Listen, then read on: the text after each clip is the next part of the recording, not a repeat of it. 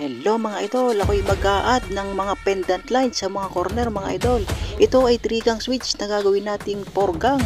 Hindi natin kailangan magbakbak dahil meron tayong ma-orderan ng 4-gang switch. Ito na nga at dumating na yung aking parcel mga idol. Ating bubuksan at upang makita natin yung 4-gang switch. Ayan mga idol, ang 4-gang switch.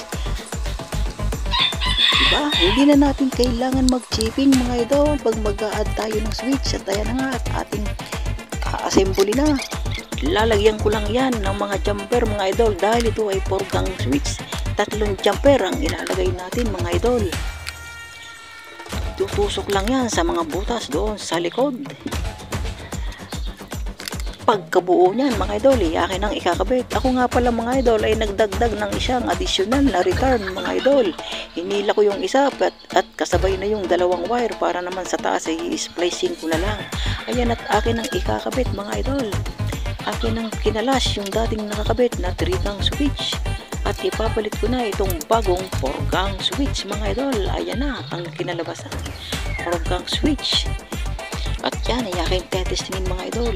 Yung pagkakabit ko ng ilaw ay hindi ko na nabidyohan dahil masyadong haba ang ating video mga idol. Dahil may limit ang ating oras. Kaya naman tetestingin ko na lang. Ayan mga idol, umiilaw, kitang kita.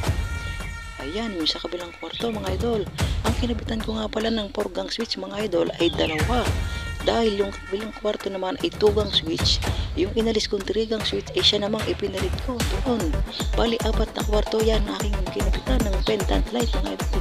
Hanggang dito na lang, pa-share ng aking video para malaman ng iba. Maraming salamat.